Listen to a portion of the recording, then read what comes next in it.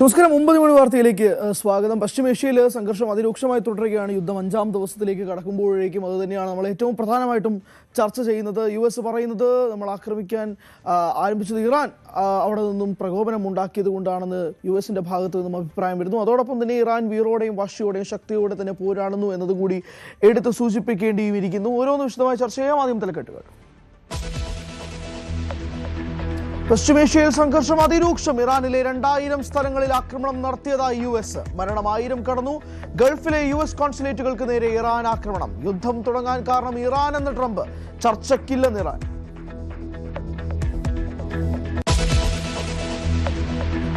വിമാന സർവീസിൽ പ്രതിസന്ധി തുടരുന്നു. നെടുമ്പാശ്ശേരിയിൽ നിന്നും 39 വിമാനങ്ങൾ റദ്ദാക്കി. കരിപ്പൂരിൽ നിന്നുള്ള 32 വിമാനങ്ങളും സർവീസ് നടത്തില്ല.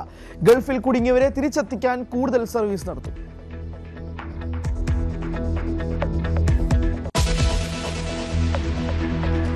സീറ്റ് വിഭജനം പൂർത്തിയാക്കാൻ LDF നേതൃയോഗം ഇന്ന്. കേരള കോൺഗ്രസുമായുള്ള തർക്കം പരിഹരിക്കാൻ ശ്രമം. സ്ഥാനാർത്ഥി പട്ടിക CPM സംസ്ഥാന സെക്രട്ടേറിയറ്റ് പരിശോധിക്കും. CPI നേതൃയോഗങ്ങൾക്കും ഇന്ന് തുടക്കം.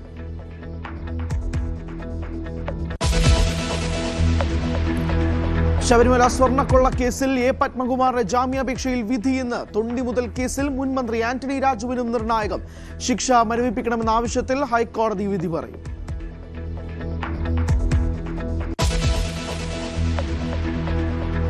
സമരം കടുപ്പിക്കാൻ മെഡിക്കൽ കോളേജ് ഡോക്ടർമാർ. അധിക ചുമതലകൾ രാജിവെക്കും. DMO ഓഫീസുകളിലേക്ക് പ്രതിഷേധം. ഡോക്ടർമാരുടെ OP ബഹിഷ്കരണം ഇന്ന് 17-ാം ദിവസം.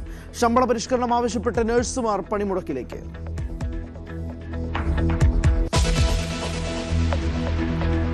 വയനാട് സുൽത്താൻ ബത്തേരിയിൽ കാട്ടാന ആക്രമണത്തിൽ ഒരാൾ മരിച്ചു. സംഭവം കൃഷിയിടത്തിൽ ഇറങ്ങിയ കാട്ടാനയെ തുരത്താൻ പോയപ്പോൾ. മരിച്ചത് വടക്കനാട് സ്വദേശി രാജീവ്.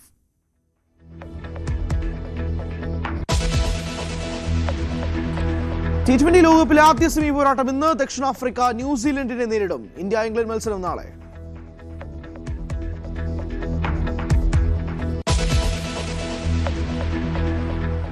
നമ്മൾ വിശദമായി കടക്കുകയാണ്. പശ്ചിമേഷ്യയിൽ സംഘർഷം അതിരൂക്ഷമാകുന്നു. ഇറാനിലെ 2000 സ്ഥലങ്ങളിൽ ആക്രമണം നടത്തിയതായി US അറിയിക്കുന്നു. രാജ്യത്ത് മരണസംഖ്യ 1000 കടന്നതായിട്ടാണ് റിപ്പോർട്ട്. 5402 പേർക്ക് പരിക്കേറ്റു. മരിച്ചതിൽ 181 പേർ 10 വയസ്സിന് താഴെയുള്ള കുട്ടികളാണ്. അതേസമയം ചർച്ചകൾക്ക് തയ്യാറല്ലെന്ന് ഇറാൻ ആവർത്തിച്ച് വ്യക്തമാക്കി. അജയ് ചേർന്നുണ്ട് വിശദാംശങ്ങളുമായി. അജയ്, ഏറ്റവും പ്രധാനപ്പെട്ട കാര്യം, ട്രംപ് ഇപ്പോൾ ഏറ്റവും ഒടുവിൽ പറഞ്ഞിരിക്കുന്ന ഒരു വാചകം ഇത് ഇറാൻ തുടങ്ങി വെച്ച യുദ്ധമാണ് എന്നത് പറയുന്നു. അതോടൊപ്പം തന്നെ ഈ ആക്രമണം അതിശക്തമായി തന്നെ US-ന്റെ ഭാഗത്ത് നിന്നും ഉണ്ടാകും എന്നതും കൂടി പറയുന്നു. കഴിഞ്ഞ ദിവസം ഇസ്രായേലിന്റെ ഭാഗത്തു നിന്നും പറഞ്ഞത് അതുതന്നെയാണ്. യുദ്ധം നാളുകളോളം നീണ്ടു നിൽക്കും, അല്ലെങ്കിൽ മാസങ്ങളോളം നീണ്ടു നിൽക്കുന്നല്ല പറയുന്നത്, പക്ഷെ കുറച്ച് അധികം നാൾ ഉണ്ടാകുമെന്ന് നെതന്യാഹുവും സൂചിപ്പിക്കുകയും ചെയ്യുന്നു. ഇനി ഇറാന്റെ ഭാഗത്ത് നിന്ന് ട്രംപ് പറയുന്ന ഒരു കാര്യം, ഇറാന്റെ കയ്യിൽ ആയുധങ്ങൾ കുറവാണ് എന്നത് പറയുന്നു. എന്നാൽ ഇറാനെ സപ്പോർട്ട് ചെയ്തുകൊണ്ട് രംഗത്തെത്തുന്ന മറ്റു രാജ്യങ്ങളുമുണ്ട്. ഇന്ന് 5-ാം ദിവസത്തിലേക്ക് എത്തുന്നു. എന്തായിരിക്കും ഇന്ന് കൂടുതലായി പ്രതീക്ഷിക്കേണ്ടത്?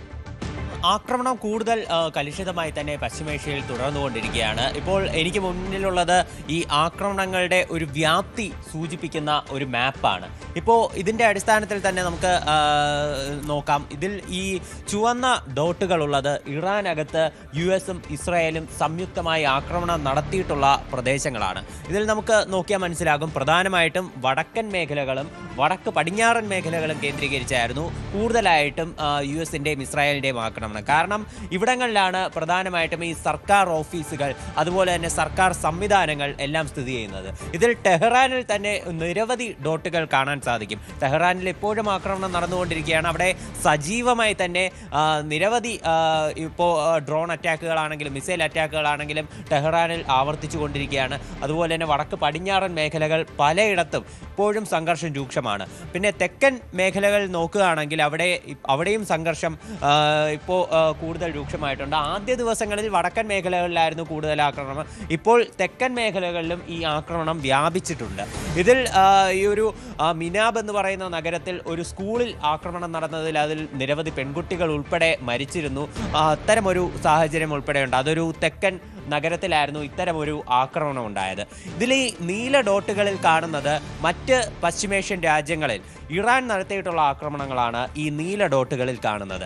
അതായത് വിവിധ US സൈനിക കേന്ദ്രങ്ങളും അതുപോലെ തന്നെ US എംബസികൾ, US കോൺസുലേറ്റുകൾ ഇതെല്ലാം കേന്ദ്രീകരിച്ച് ഇറാൻ നടത്തിയിട്ടുള്ള ആക്രമണങ്ങളാണ് ഈ നീല ഡോട്ടുകളിൽ കാണുന്നത്. ഇത് ഇറാനിൽ നിലവിലുണ്ടായിട്ടുള്ള സംഘർഷങ്ങളെ അപേക്ഷിച്ച് ഈ പശ്ചിമേഷ്യയിൽ ഇറാൻ നടത്തിയിട്ടുള്ള ആക്രമണങ്ങളുടെ വ്യാപ്തി കുറവാണെങ്കിലും ഇതും കടുത്ത രീതിയിൽ തന്നെയുണ്ട്, നിരവധി ആശങ്കയുണ്ടാക്കുന്നതാണ്. പല രാജ്യങ്ങളിലും മരണസംഖ്യ ഉയർന്നുകൊണ്ടിരിക്കുന്നതായിട്ടാണ് റിപ്പോർട്ടുകൾ സൂചിപ്പിക്കുന്നത്. കുവൈറ്റിലൊക്കെ ഒരു പെൺകുട്ടി ഇപ്പോൾ മരിച്ചിരുന്നു. അവിടെ ഒരു ഡ്രോണിൻ്റെ അവശിഷ്ടം വീണ് പരിക്കേറ്റ ഒരു പെൺകുട്ടിയുടെ മരണമാണ് ഇപ്പോൾ കുറച്ചു മുൻപേ സ്ഥിരീകരിച്ചത്. സൗദി ഇപ്പോൾ പറയുന്നുണ്ട് നിരവധി ഡ്രോണുകൾ അവർ ഇന്റർസെപ്റ്റ് ചെയ്ത് നശിപ്പിച്ച് കളഞ്ഞു എന്ന് പറയുന്നുണ്ട്. പല രാജ്യങ്ങളും ഇതുപോലെ സ്വയം പ്രതിരോധിക്കാനുള്ള സംവിധാനങ്ങളെല്ലാം കൂടുതൽ ശക്തമാക്കിക്കൊണ്ടിരിക്കുകയാണ്. അതുപോലെ ഫ്രാൻസ് അടക്കം ഇപ്പോൾ ഈ പശ്ചിമേഷ്യയിലുള്ള രാജ്യങ്ങൾക്ക് പിന്തുണയുമായി രംഗത്ത് വന്നിട്ടുണ്ട്. ഈ അറേബ്യൻ രാജ്യങ്ങളോടും അതുപോലെ തന്നെ ജോർദാനോടും ഫ്രാൻസ് ഒരു കരാറിൽ ഒപ്പിട്ടിട്ടുണ്ട്, ഒരു സൈനിക കരാറിൽ. അതനുസരിച്ച് ഇവർക്കെതിരെ എന്തെങ്കിലും ഇപ്പോൾ ഗൾഫ് രാജ്യങ്ങൾ അതുപോലെ തന്നെ ജോർദാനെതിരെയും എന്തെങ്കിലും ആക്രമണം ഉണ്ടാവുകയാണെങ്കിൽ അവർക്ക് പിന്തുണ നൽകാം എന്നുള്ള ഒരു കരാറായിരുന്നു ഉണ്ടായിരുന്നത്. അപ്പോൾ അതനുസരിച്ച് ഫ്രാൻസും ഇപ്പോൾ മേഖലയിലേക്ക് അവരുടെ യുദ്ധവിമാനങ്ങൾ അതുപോലെ മറ്റ് ആയുധങ്ങൾ ഇതെല്ലാം അയച്ചുകൊണ്ടിരിക്കുകയാണ്. ഇപ്പോൾ ഇതിനകത്ത് ഈ കൂടുതൽ എല്ലാ ആക്രമണങ്ങളുടെയും കാര്യങ്ങൾ പറഞ്ഞിട്ടുണ്ട്. റിയാദിലുണ്ടായിട്ടുള്ള ആക്രമണം, അതുപോലെ തന്നെ ഇപ്പോൾ ഈ ദുബായിൽ ആക്രമണം നടന്നിരുന്നു. പലയിടത്തും UAEയിലുള്ള ഒരു US കോൺസുലേറ്റിന് നേരെ ഇപ്പോൾ രാവിലെ ആക്രമണ ശ്രമം നടന്നിരുന്നു. പക്ഷേ അത് ഈ മിസൈൽ ഉടൻ തന്നെ ഇന്റർസെപ്റ്റ് ചെയ്ത് അത് നശിപ്പിക്കുകയായിരുന്നു. UAEയുടെ ഭാഗത്തുനിന്ന് UAE തന്നെ മിസൈൽ അയച്ച് അത് നശിപ്പിച്ചു. അങ്ങനെ US കോൺസുലേറ്റിൽ അങ്ങനെ UAEയിലുള്ളത് ആക്രമണം ഉണ്ടായിട്ടില്ല. പക്ഷേ UAEയിൽ തന്നെയുള്ള നിരവധി USന്റെ സൈനിക കേന്ദ്രങ്ങളുണ്ട്. അവിടങ്ങളിലെല്ലാം ആക്രമണം നടന്നത് നമുക്ക് ഈ മാപ്പുകളിൽ നിന്ന് കാണാൻ സാധിക്കും. പല ഓയിൽ ടാങ്കുകളും നശിച്ചു. ഈ ഒമാനിൽ ആദ്യഘട്ടത്തിൽ ആക്രമണം ഒന്നുമില്ലായിരുന്നു. ആദ്യഘട്ടത്തിൽ അത് വളരെ ശാന്തമായിട്ടായിരുന്നു ഉണ്ടായിരുന്നത്.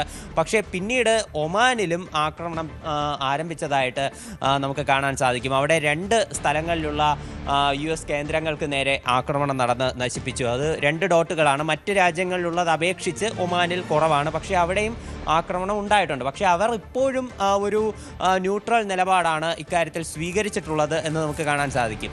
ഇസ്രയേലിലും ആക്രമണം ശക്തം തന്നെയാണ്. അവിടെ ടെല്ലവീവ് അതുപോലെ തന്നെ വിവിധ പ്രദേശങ്ങളിൽ ആക്രമണം നടന്നിട്ടുണ്ട്. അതുപോലെ തന്നെ ഈ സൈപ്രസ് എന്ന് പറയുന്ന സ്ഥലം അത് നിർണായകമായിട്ടുള്ളൊരു സ്ഥലമാണ്. ഈ സൈപ്രസ് എന്ന് പറയുന്ന ഈ ദ്വീപിൽ പ്രധാനമായിട്ടും UKയുടെ ഒരു വലിയ സൈനിക ക്യാമ്പ് സ്ഥിതി ചെയ്യുന്നുണ്ട്. ഈ സൈപ്രസിലെ ഈ സൈനിക ക്യാമ്പിന് നേരെ ആക്രമണം ഉണ്ടായി. അവിടുത്തെ റൺവേ തകർത്തു. അപ്പോൾ അങ്ങനെ ചില പശ്ചാത്തലമെല്ലാം അവിടെ സംഭവിച്ചിരുന്നു. അതിനുശേഷം UK ഇപ്പോൾ നിലവിൽ അവിടുത്തെ സുരക്ഷ വർദ്ധിപ്പിക്കാനായിട്ട് കൂടുതൽ യുദ്ധവിമാനങ്ങളും സാധന സാമഗ്രികളും എല്ലാം സൈപ്രസിലേക്ക് അയച്ച് അവിടുത്തെ സുരക്ഷ അത് കുറച്ചുകൂടി ശക്തമാക്കിയിട്ടുണ്ട്. അവിടുത്തെ സാഹചര്യങ്ങളും അത് തീർച്ചയായിട്ടും നിർണായകം തന്നെയാണ്. അതുപോലെ തന്നെ ഇപ്പോൾ ഈ യുദ്ധമുഖത്തേക്ക് കടന്നു വന്നിട്ടുള്ള ഒരു പുതിയ ഒരു ഇതാണ് ലെബനൻ എന്ന് പറയുന്ന രാജ്യത്തും ഇപ്പോൾ സംഘർഷം അതിരൂക്ഷമായി തുടരുകയാണ്. ഇസ്രയേലാണ് ലെബനനിലേക്ക് ഇപ്പോൾ ആക്രമണം അത് കടുപ്പിച്ചിട്ടുള്ളത്. അത് പ്രധാനമായിട്ടും ഇപ്പോൾ ഇറാനെ സഹായിച്ചുകൊണ്ട് അവിടുത്തെ ഹിസ്ബുള്ള ഗ്രൂപ്പ് രംഗത്ത് വന്നത് കാരണമാണ് ഈ ലെബനനിൽ ഇസ്രായേൽ ആക്രമണം കടുപ്പിച്ചിട്ടുള്ളത്. നിലവിൽ ഇപ്പോൾ സംഘർഷം ഏറ്റവും രൂക്ഷമായി തുടരുന്നത് ലെബനനിലാണ്. അവിടുത്തെ മരണസംഖ്യ അടക്കം ഉയർന്നതായിട്ടാണ് റിപ്പോർട്ടുകൾ സൂചിപ്പിക്കുന്നത്. പ്രധാനമായിട്ടും അവിടെ പുതുതായി വന്നിട്ടുള്ള ഏറ്റവും പുതിയ റിപ്പോർട്ട് പ്രകാരം അവിടുത്തെ മരണസംഖ്യ 50 ആയിട്ടുണ്ട്. 335 പേർക്ക് പരിക്കേറ്റതായിട്ടും വിവരമുണ്ട്. ഇപ്പോൾ ഏറ്റവും പുതുതായിട്ട് വന്ന വിവരം എന്ന് പറയാനുള്ളത് ലെബനിലുള്ള ബാൽക്കൈം എന്ന് പറയുന്ന നഗരത്തിൽ 4 പേർ മരിച്ചു. അവിടെ 6 പേർക്ക് പരിക്കുമേറ്റിട്ടുണ്ട്. ഇറാനിലും മരണസംഖ്യ വളരെ കൂടുതൽ തന്നെയാണ്. അമേരിക്ക ആസ്ഥാനമായിട്ടുള്ള ഒരു ഹ്യൂമൻ റൈറ്റ് ഏജൻസി ഇപ്പോൾ പുറത്തുവിട്ടിട്ടുള്ള കണക്കുകൾ പ്രകാരം ഇറാനിൽ മരണസംഖ്യ 1000-ന് മേലെ കടന്നിട്ടുണ്ട്. അതുപോലെ തന്നെ 5402 പേർക്ക് പരിക്കുമേറ്റിട്ടുണ്ട്. ഏതാണ്ട് 118 കുട്ടികൾ മരിച്ചതായിട്ടാണ് റിപ്പോർട്ടുകൾ. അതും 10 വയസ്സിന് താഴെയുള്ള കുട്ടികളാണ്. 181 കുട്ടികൾ, 10 വയസ്സിന് താഴെയുള്ള 181 കുട്ടികൾ മരിച്ചതായിട്ടാണ് റിപ്പോർട്ടുകൾ സൂചിപ്പിക്കുന്നത്. അതുപോലെ നൂറോളം കുട്ടികൾക്ക് പരിക്കേറ്റതായിട്ടും വിവരമുണ്ട്. ഇറാനിൽ എന്തായാലും സാഹചര്യം അതിരൂക്ഷം തന്നെയാണ്. അവിടെ ഇപ്പോഴും പല മേഖലകളിലും സംഘർഷം അതിരൂക്ഷമായി തന്നെ തുടരുകയാണ്. അതിനിടെ ഇറാൻ വ്യക്തമാക്കുന്നത് നിലവിൽ അവർ ചർച്ചകൾക്കൊന്നും തയ്യാറല്ല, അവർ കീഴടങ്ങാൻ തയ്യാറല്ല. അത് തന്നെയാണ്. അപ്പോൾ ഇറാന്റെ ഭാഗത്തു നിന്നും ഇറാൻ പറയുന്നൊരു കാര്യം, ഇറാൻ ഇനി ചർച്ചകൾക്കൊന്നും നിൽക്കുന്നില്ല. ഇറാൻ ചർച്ചകൾക്ക് ആ സമയം ചിലപ്പോൾ ഒരുപക്ഷെ കഴിഞ്ഞിട്ടുണ്ടാവും എന്നതായിരിക്കും ഇറാന്റെ മനസ്സിൽ നിൽക്കുന്നത്. അതായത് ഞങ്ങൾ ചർച്ചകൾക്കൊന്നും തയ്യാറാവുന്നില്ല, ഞങ്ങൾ യുദ്ധവുമായി ശക്തമായി മുന്നോട്ട് പോവുകയാണെന്ന് ഇറാൻ വ്യക്തമാക്കുകയും ചെയ്തിട്ടുണ്ട്. അതായത് ഇറാൻ മുന്നോട്ട് വെക്കുന്ന കാര്യങ്ങൾ എന്താണ് എന്നതാണ് ആദ്യത്തെ ചോദ്യം. അതായത് ഇപ്പോൾ ട്രംപ് ഉൾപ്പെടെ പറയുന്നു ഇറാൻ്റെ കയ്യിൽ ആയുധങ്ങൾ കുറവായെന്ന്, അവർക്ക് പിടിച്ചു നിൽക്കാൻ കഴിയില്ല, ഉടനെ തന്നെ അവർ കീഴടങ്ങുമെന്നതാണ് US-ൻ്റെ വ്യാമോഹം. എന്നാൽ ഇറാൻ അവിടെ ശക്തമായി തന്നെ അവർ മുന്നോട്ട് പോകാൻ തയ്യാറുമാണ്. അപ്പോൾ ഈ വരും ദിവസങ്ങളിൽ എങ്ങനെയായിരിക്കും ഇറാൻ്റെ നീക്കങ്ങൾ എന്നുള്ളതാണ് ലോകം ഉറ്റുനോക്കുന്നത്. ഏറ്റവും പ്രധാനപ്പെട്ടതായി എന്തായിരിക്കും നമ്മൾ കണക്കാക്കേണ്ടത്? US-ന്റെ ഒരു അവകാശവാദം അനുസരിച്ച് ഇറാൻ ഇതിനോടകം 2000 ഡ്രോണുകളും അതുപോലെ തന്നെ 500 ബാലിസ്റ്റിക് മിസൈലുകളും ഫയർ ചെയ്ത് കഴിഞ്ഞു എന്നാണ് US വ്യക്തമാക്കുന്നത്. അതുകൊണ്ട് തന്നെ ഇറാന്റെ ആയുധ സ്റ്റോക്കുകൾ അത് ഇപ്പോൾ തന്നെ അവസാനിക്കാറായി. അതുകൊണ്ട് ഇറാൻ ഇനിയൊരു വലിയ രൂക്ഷമായൊരു പ്രത്യാക്രമണം നടത്തില്ല എന്നാണ് US പറയുന്നത്. പക്ഷേ ഇറാൻ ഇപ്പോഴും ശക്തമായി തന്നെ മേഖലയിൽ ആക്രമണം തുടരുകയാണ്. പശ്ചിമേഷ്യയിലുള്ള പല രാജ്യങ്ങളിലേക്കും മിസൈൽ ആക്രമണം ശക്തമാക്കിയിട്ടുണ്ട്. പല US കോൺസുലേറ്റുകൾക്ക് നേരെയും ആക്രമണം ഇപ്പോഴും നടക്കുന്നുണ്ട്. അതുപോലെ തന്നെ US-ന്റെ സൈനിക കേന്ദ്രങ്ങൾ ആക്രമിക്കുന്നു. ഇത് നമ്മൾ പ്രധാനമായിട്ടും അവിടെ ഒരുപാട് US-ന്റെ നേവൽ ബേസുകളുണ്ട്. അപ്പോൾ അതുകൊണ്ട് തന്നെ ഈ സമുദ്ര മേഖല കേന്ദ്രീകരിച്ചുകൊണ്ട് ഈ ഹോർമുസ് കടലെടുക്കുകയാണെങ്കിലും അവിടെയുള്ള മേഖലയിലുള്ള സമുദ്ര മേഖലകൾ കേന്ദ്രീകരിച്ചുള്ള എല്ലാ പ്രധാനപ്പെട്ട US കേന്ദ്രങ്ങളെയും അവർ ആക്രമിച്ച് തകർത്തത് നമുക്ക് കാണാൻ സാധിക്കും. ഇവിടെയുള്ള നാശനഷ്ടങ്ങൾ അത് എത്രത്തോളം വ്യാപ്തിയിലുണ്ട്, പൂർണ്ണമായിട്ടും ഇതിൻ്റെ പ്രവർത്തനം നശിച്ചോ എന്നുള്ളതൊന്നും വ്യക്തമല്ല. പക്ഷേ ശക്തമായിട്ടുള്ള തിരിച്ചടികൾ നൽകാൻ ഇറാൻ തയ്യാറെടുത്തിട്ടുണ്ട്. അവർ ഇപ്പോൾ അവിടെ രാജ്യത്ത് നേരിടുന്ന ഒരു വലിയ പ്രതിസന്ധി എന്ന് പറയുന്നത് ഭരണത്തിലുള്ളതാണ്. കാര്യം ഇപ്പോൾ ആയത്തുള്ള അലി ഖമനയുടെ മരണത്തിന് ശേഷം പുതിയൊരു നേതാവിനെ കണ്ടെത്താൻ അവർക്ക് നിലവിൽ ഇതുവരെ സാധിച്ചിട്ടില്ല. അതിനുവേണ്ടി പ്രധാനമായിട്ടും പ്രസിഡന്റിൻ്റെ നേതൃത്വത്തിലുള്ള 3-അംഗ സമിതിയും അതുപോലെ 88 അംഗങ്ങളുള്ള ഒരു ആത്മീയ സമിതി, ഇവരെല്ലാവരും കൂടി ചേർന്നാണ് ഇത്തരം ഒരു തീരുമാനം എടുക്കേണ്ടത്. അതിൻ്റെ നടപടിക്രമങ്ങൾ ആരംഭിച്ചിട്ടുള്ളതായിട്ട് ഇറാൻ ഇതിനോടകം വ്യക്തമാക്കിയിരുന്നു. പക്ഷെ പുതിയൊരു നേതാവിനെ നിലവിൽ കണ്ടെത്തിയിട്ടില്ല. പക്ഷേ മുസ്തഫ ഖമനിയെ പിൻഗാമിയായി പ്രഖ്യാപിച്ചു എന്ന് ചില ഇറാനിലെ വാർത്താ മാധ്യമങ്ങൾ റിപ്പോർട്ട് ചെയ്യുന്നുണ്ട്. പക്ഷെ നമുക്ക് ഉറപ്പിക്കാൻ കഴിയുന്നില്ല. അങ്ങനെ ഒരു സാഹചര്യത്തിലേക്കും കൂടെ നീങ്ങാൻ കഴിയുമായിരിക്കുമല്ലേ?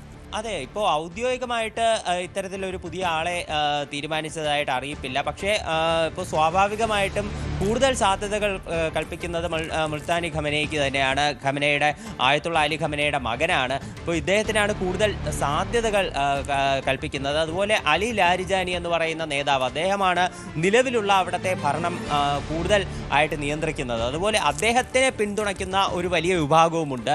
കൂടുതൽ ഈ ആത്മീയ സമിതിയുടെ അവരുടെ പിന്തുണ അത് ഖമനയുടെ മകന് അധികം ലഭിക്കാൻ സാധ്യതയില്ല. അത് അലി ലാരിജാനിക്കാണ് അവർ പിന്തുണയായിട്ടുള്ളത്. എന്നാൽ പ്രസിഡന്റിന്റെ നേതൃത്വത്തിലുള്ള ഭരണകൂടം അത് കൂടുതൽ പിന്തുണ നൽകുന്നത് ഖമനയുടെ മകനാണ്. പക്ഷെ അപ്പോൾ ഇത്തരത്തിലുള്ള ഒരു പവർ ഗെയിം അത് ഇറാനകത്ത് തന്നെ സ്ഥിതി ചെയ്യുന്നുണ്ട്. US പ്രസിഡന്റ് ഡൊണാൾഡ് ട്രംപ് പറയുന്നത് ഇറാനകത്ത് ഇനി ആര് ഭരണത്തിൽ വന്നാലും അവർ ഇത് മോശമായിട്ടായിരിക്കും ഈ മേഖലയിലെ സാഹചര്യം അത് കൈകാര്യം ചെയ്യാൻ പോകുന്നത് എന്നാണ് ട്രംപിൻ്റെ ഒരു അവകാശവാദം. അപ്പോൾ ഇനി ആര് ഭരണത്തിൽ വരും, അല്ലെങ്കിൽ ആര് ഭരണത്തിൽ വരാനാണ് ട്രംപ് ആഗ്രഹിക്കുന്നത്, എന്തായിരിക്കും ഇനി ചർച്ചകളുടെ ഭാവി, അതെല്ലാം തീർച്ചയായിട്ടും ഒരു അനിശ്ചിതത്വത്തിലുള്ള കാര്യമാണ്. അതെല്ലാം ഒരു ചർച്ചയിലൂടെ മാത്രമേ ഇത്തരം കാര്യങ്ങളെല്ലാം ഇപ്പോൾ നിലവിൽ പരിഹരിക്കാൻ സാധിക്കുകയുള്ളൂ. ഇപ്പോൾ മേഖലയിൽ നമ്മൾ നോക്കുകയാണെങ്കിൽ ഇപ്പോൾ ഇസ്രായേലിലേക്ക് ഈ ഹിസ്ബുള്ള ഗ്രൂപ്പിൻ്റെ ആക്രമണം കടുത്തിട്ടുണ്ട് എന്നാണ് നമുക്ക് അറിയാൻ സാധിക്കുന്നത്. ഈ വടക്കൻ ഇസ്രായേലിലുള്ള മെറ്റുല എന്ന് പറയുന്ന ഒരു നഗരത്തിലേക്ക് ഹിസ്ബുള്ളയുടെ ആക്രമണം ഉണ്ടായതായിട്ട് നിലവിലവർ പറയുന്നു. അവിടെയുള്ള മറ്റൊരു കേന്ദ്രത്തിലേക്ക് ഈ ഹിസ്ബുള്ളയുടെ ഒരു ആക്രമണം ഇതിനു മുൻപേ ഉണ്ടായിരുന്നു. ഈ ഇസ്രായേലിൻ്റെ ഒരു വ്യോമ കേന്ദ്രത്തിലേക്ക് നേരത്തെ ആക്രമണം നടത്തിയിരുന്നു. ഇപ്പോൾ അതിനുശേഷം ഈ മെറ്റുല എന്ന് പറയുന്ന ഒരു വടക്കൻ ഇസ്രായേലി നഗരത്തിലും ഹിസ്ബുള്ള ആക്രമണം ആക്രമണം നടത്തിയതായിട്ടാണ് ഹെസ്ബുള്ള അവകാശപ്പെടുന്നത്. ഇസ്രയേൽ പറയുന്നത് ഇസ്രയേൽ ഹെസ്ബുള്ളയിൽ നിന്ന് വന്നിട്ടുള്ള ചില മിസൈലുകളും ഡ്രോണുകളും ഇന്റർസെപ്റ്റ് ചെയ്തിട്ടുണ്ട്, ഇസ്രയേൽ അത് നശിപ്പിച്ചു എന്ന് ഇസ്രയേലിൻ്റെ ഭാഗത്ത് നിന്ന് സ്ഥിരീകരണം വരുന്നുണ്ട്. അതുപോലെ തന്നെ മേഖലയിൽ കൂടുതൽ ആക്രമണം കടുപ്പിക്കാൻ തന്നെയാണ് ഇസ്രായേലിൻ്റെ തീരുമാനം. എന്തായാലും നിലവിൽ തുറന്നിട്ടുള്ള ഒരു യുദ്ധമുഖം എന്ന് പറയുന്നത് ഇപ്പോൾ ഈ പശ്ചിമേഷ്യയിൽ നിലവിലൊരു യുദ്ധമുഖം സ്ഥിതി ചെയ്യുന്നുണ്ട്. എന്നാലും പുതിയ ഒരു യുദ്ധമുഖം, പുതിയൊരു ആക്രമണത്തിൻ്റെ ഒരു കേന്ദ്രമെന്ന് പറയുന്നത് അത് ഇസ്രായേലും ഈ ലെബനനും കേന്ദ്രമാക്കിയിട്ടുള്ള ഈ ഒരു സർക്കിൾ തന്നെയാണ്. നമുക്കിനി ഹോർമുസ് കടലിടുക്കിനെ കുറിച്ച് സംസാരിക്കുമ്പോൾ അതിലേക്കും കൂടെ ഉറപ്പായിട്ട് വരണമല്ലോ. കാരണം ഹോർമുസ് കടലിടുക്ക് ഇപ്പോൾ ഇറാൻ പറയുകയാണ്, ഇറാൻ അടച്ചിടുകയാണെന്ന രീതിയിൽ വരുമ്പോൾ സ്വാഭാവികമായിട്ട് ഇന്ത്യ ഉൾപ്പെടെയുള്ള രാജ്യങ്ങൾ അതുമായി ബന്ധപ്പെട്ടുള്ള പ്രതിസന്ധിയിലേക്ക് നീങ്ങും. കാരണം ഇപ്പം എണ്ണ വിലയൊക്കെ കൂടുകയാണെങ്കിൽ ഒരു സാഹചര്യം ഉണ്ടാവുകയാണെങ്കിൽ സ്വാഭാവികമായിട്ടും ഇപ്പോൾ ബാരലിന് എത്ര വരെ പോകും എന്നുള്ളൊരു സ്വാഭാവികമായിട്ടൊരു ചോദ്യവും നിൽക്കുകയാണ്. ഇപ്പോൾ $150-160 വരെ പോവുകയാണെങ്കിൽ പിന്നെ ഇത് രണ്ടാമത്തെ ചോദ്യം, ഇത് എത്ര നാൾ ഇറാൻ ഇത് അടച്ചിടാൻ പറ്റുമെന്നൊരു പ്രധാനപ്പെട്ട ചോദ്യം കൂടി നിൽക്കുന്നുണ്ട്. അപ്പോൾ ഇത് എത്ര നാളത്തേക്കായിരിക്കാം, ഇനി ഇത് പൂർണ്ണമായും അടച്ചിട്ടിരിക്കുകയാണോ എന്നുള്ള ചോദ്യങ്ങൾ നിൽക്കുന്നുണ്ട്. അതുമായി ബന്ധപ്പെട്ട് ഇറാൻ്റെ തുടർ നീക്കങ്ങൾ എന്തായിരിക്കും? ഇറാൻ ഇപ്പോൾ ഈ ഹോർമുസ് കടലിടുക്ക് അത് പൂർണ്ണമായിട്ടും ഇപ്പോൾ അടച്ചിട്ടുള്ള ഒരു നിലപാട് തന്നെയാണ് ഇറാൻ്റെ ഭാഗത്തു നിന്ന് നിലവിലുണ്ടായിട്ടുള്ളത്. ഈ ഇടയ്ക്കുള്ള ഒരു ചെറിയ ഭാഗം ഇതാണ് ഹോർമുസ് കടലിടുക്ക് എന്ന് പറയുന്നത്. അതായത് അറേബ്യൻ കടലിനെ ഈ ഗൾഫ് സീയുമായിട്ടൊക്കെ ബന്ധിപ്പിക്കുന്ന ഒരു പ്രധാനപ്പെട്ട കേന്ദ്രമാണ്. ഈ ഒരു സ്ഥലത്ത് നിലവിൽ ഈ ഇറാൻ ആക്രമണം കടുപ്പിച്ചിരിക്കുകയാണ്. ഇറാൻ പറയുന്നത് ഈ ആക്രമണം ഇപ്പോൾ നിലവിൽ മേഖലയിലൂടെ ഒരു കപ്പൽ നീക്കവും അനുവദിക്കില്ല എന്നുള്ളതാണ് ഇറാൻ്റെ ഒരു സ്റ്റാൻഡ് എന്ന് പറയുന്നത്. ഇവർ അതിനനുസരിച്ച് മേഖലയിൽ ആക്രമണം കൂടുതൽ വ്യാപകമാക്കിയിട്ടുമുണ്ട്. എന്നാൽ US പ്രസിഡന്റ് ഡൊണാൾഡ് ട്രംപ് പറയുന്നത് ഇതുവഴി തീർച്ചയായിട്ടും വ്യാപാരം നടക്കും, അതിനു വേണ്ടിയിട്ടുള്ള നടപടികൾ US സ്വീകരിച്ചു വരുന്നതായിട്ടാണ്. അതിനുവേണ്ടി USന്റെ പ്രത്യേക നേവൽ സംഘത്തെ ഇവിടെ ഈ ഹോർമുസ് കടലിടുക്കിൽ വിന്യസിക്കും എന്നും US പറഞ്ഞിട്ടുണ്ട്. എന്തായാലും ഇതുവഴിയുള്ള ഗതാഗതം അതിപ്പോൾ ഏതാണ്ട് ഏറെക്കുറെ പൂർണ്ണമായിട്ട് നിലച്ചിരിക്കുകയാണ്. ആദ്യം പല കപ്പൽ കമ്പനികളും ഇതുവഴിയുള്ള ഗതാഗതം അനുവദിക്കില്ല എന്നുള്ള നിലപാടെടുത്തുകൊണ്ട് രംഗത്ത് വന്നിരുന്നു. ആദ്യം 4 കപ്പൽ കമ്പനികളാണ് ഇതുവഴിയുള്ള ഗതാഗതം പൂർണ്ണമായി അവസാനിപ്പിച്ചതെങ്കിൽ പിന്നീട് കൂടുതൽ സ്വകാര്യ എണ്ണ കമ്പനികൾ രംഗത്ത് വരുന്നു. തുടർന്ന് മറ്റ് ഗതാഗത സംവിധാനങ്ങളും ഇതുവഴി അവസാനിപ്പിക്കുകയായിരുന്നു. അതിനിടെ ഇറാൻ ഈ മേഖലയിലുള്ള 3 കപ്പലുകൾ ആക്രമിക്കുക വരെ ചെയ്തിരുന്നു. അതിനുശേഷമാണ് ഈ ഹോർമുസ് കടലിടുക്ക് അതിൻ്റെ ഗതാഗതം അത് പൂർണ്ണമായിട്ട് നിലയ്ക്കുന്ന ഒരു സ്ഥിതിയിലേക്ക് എത്തിയത്. ഇതൊരു ചെറിയ കടലിടുക്കാണെങ്കിലും ഇന്ത്യയുടെ ഉൾപ്പെടെ ലോകത്തിൻ്റെ എണ്ണ വ്യാപാരത്തിൻ്റെ ഏതാണ്ട് 20 മുതൽ 25% വരെ നിയന്ത്രിക്കുന്നത് അത് ഈ ഭാഗമാണ്. ഇതുവഴിയുള്ള ഗതാഗതം ഇല്ലെങ്കിൽ തീർച്ചയായിട്ടും ക്രൂഡ് ഓയിലിൻ്റെ വില ഉയരാനും അത് വലിയ പ്രതിസന്ധിയിലേക്ക് ലോകരാജ്യങ്ങളെ തള്ളിവിടാനും സാധ്യതയുണ്ട്. നിലവിൽ ഈ സംഘർഷം ആരംഭിച്ചതിന് ശേഷം ഏതാണ്ട് 15% ക്രൂഡ് ഓയിലിൻ്റെ വില ഉയർന്നിട്ടുണ്ട്. ഇനിയും അത് ഉയർന്നു തന്നെ പോകാനാണ് സാധ്യത. പല രാജ്യങ്ങളിലെയും സ്റ്റോക്ക് മാർക്കറ്റ് ഉൾപ്പെടെ താഴേക്ക് കൂപ്പുകുത്തിയിട്ടുണ്ട്. പ്രത്യേകിച്ച് ഏഷ്യൻ മാർക്കറ്റ് അത് വളരെ വലിയൊരു പ്രതിസന്ധിയിലൂടെയാണ് നിലവിൽ കടന്നു പോകുന്നത്.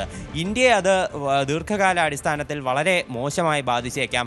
ഇന്ത്യയിലേക്കുള്ള ക്രൂഡ് ഓയിൽ അതുപോലെ തന്നെ LPG ഇറക്കുമതി ഇവയെ മാത്രമാകില്ല ബാധിക്കുന്നത്, ഇന്ത്യയിൽ നിന്നുള്ള കയറ്റുമതിയെയും ഇത് വളരെ മോശമായി തന്നെ ബാധിക്കും. പ്രത്യേകിച്ച് ബസുമതി റൈസിൻ്റെ കയറ്റുമതി ഇന്ത്യ ഇറാനിലേക്കും അതുപോലെ തന്നെ മറ്റ് അറേബ്യൻ രാജ്യങ്ങളിലേക്കും നടത്തുന്നുണ്ട്. അതുപോലെ തന്നെ ഈ ആഭരണങ്ങളുടെ കയറ്റുമതി, ആഭരണങ്ങൾ അതുപോലെ തന്നെ രത്നങ്ങൾ ഇവയുടെ കയറ്റുമതി ഇന്ത്യ പ്രധാനമായിട്ടും ഈ അറേബ്യൻ രാജ്യങ്ങളിൽ നടത്തുന്നുണ്ട്. അവിടെ ഒരുപാട് കസ്റ്റമേഴ്സ് ഉണ്ട് ഇന്ത്യൻ ആഭരണങ്ങൾക്ക്. അപ്പോൾ ഇവയുടെ വ്യാപാരം അത് തടസ്സപ്പെടാനുള്ള സാധ്യതയുണ്ട്.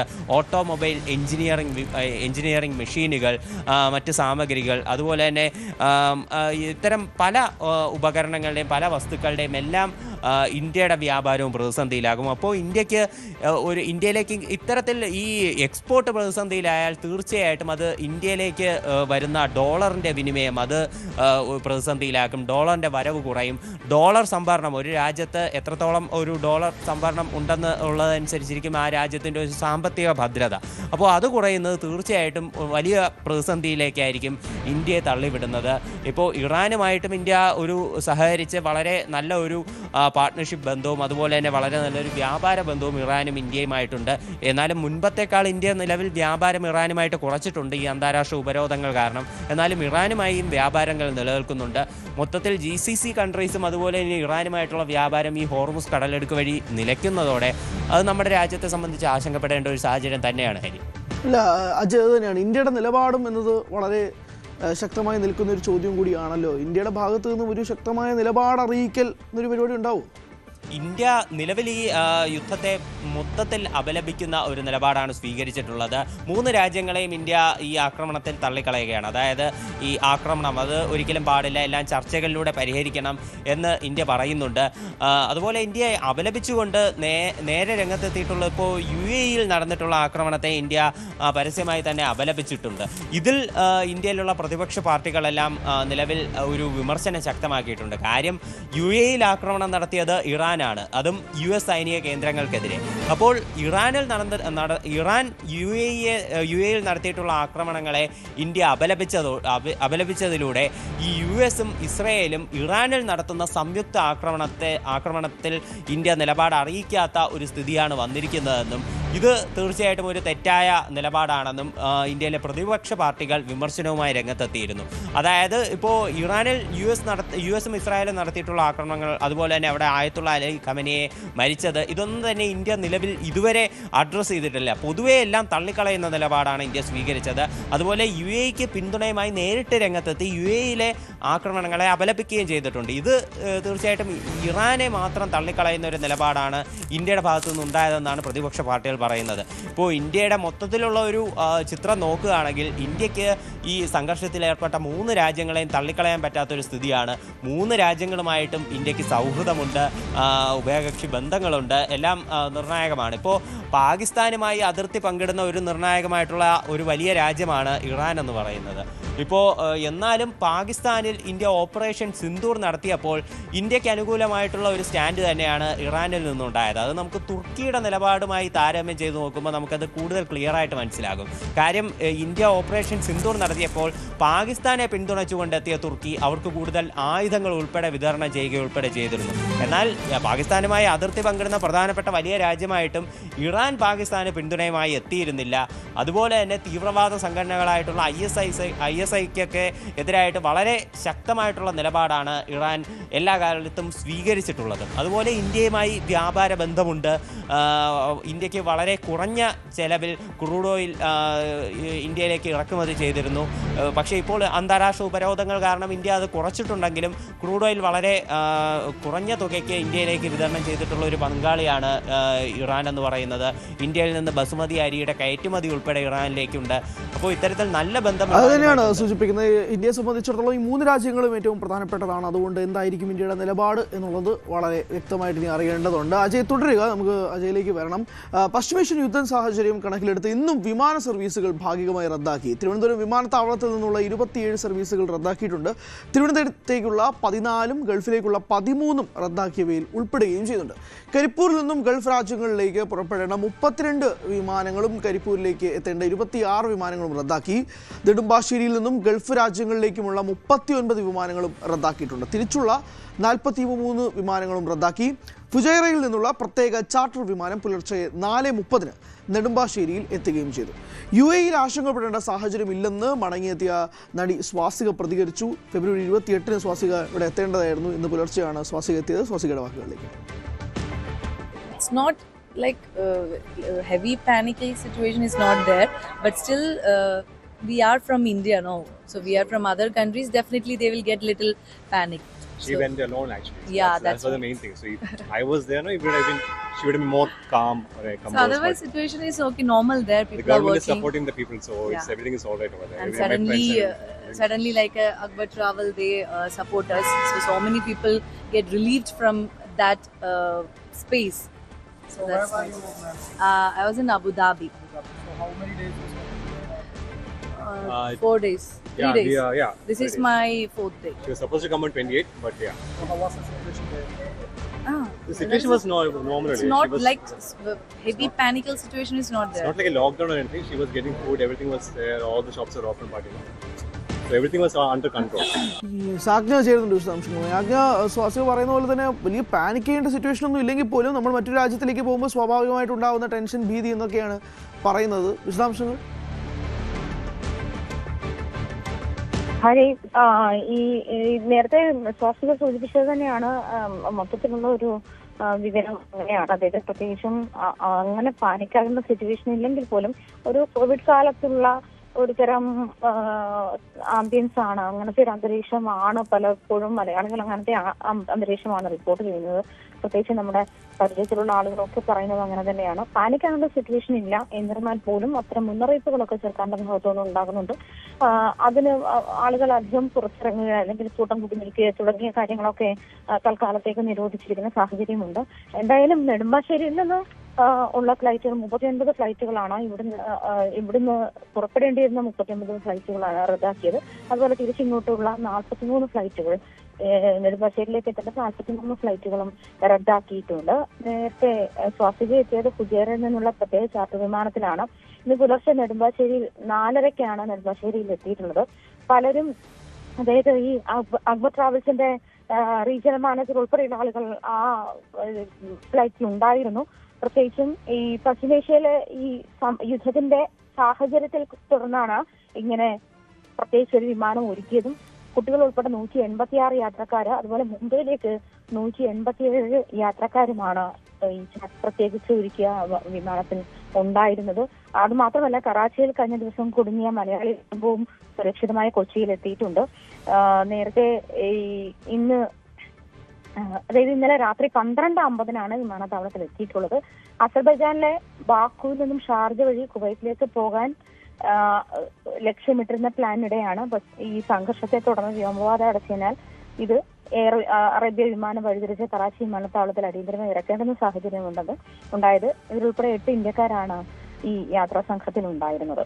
ഹരി. യെസ്, ആജ്ഞയാണ് വിശദാംശങ്ങൾ നൽകിയത്. നമ്മൾ ഇനി തിരുവനന്തപുരത്തേക്ക് പോകുമ്പോൾ സാരംഗ് സുധാകരൻ ചെയ്യുന്നുണ്ട്. സാരംഗ്, തിരുവനന്തപുരം വിമാനത്താവളത്തിൽ നിന്നുള്ള 27 സർവീസുകളാണ് റദ്ദാക്കിയത് എന്നാണ് മനസ്സിലാക്കുന്നത്. തിരുവനന്തപുരത്തേക്കുള്ള 14, ഗൾഫിലേക്കുള്ള 13 റദ്ദാക്കിയവയിൽ ഉൾപ്പെടുന്നുണ്ട് എന്നും മനസ്സിലാവുന്നുണ്ട്. എന്താണ് വിശദാംശങ്ങൾ? യാത്രക്കാരുടെ പ്രതിസന്ധി അതിരൂക്ഷമായി മാറിക്കൊണ്ടിരിക്കുകയല്ലേ?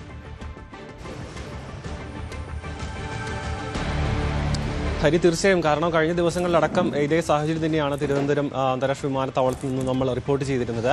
ഇപ്പോൾ ഹരി സൂചിപ്പിച്ചതുപോലെ തന്നെ 14, 13 അടക്കം 27 സർവീസുകളാണ് റദ്ദ് ചെയ്തിരിക്കുന്നത്.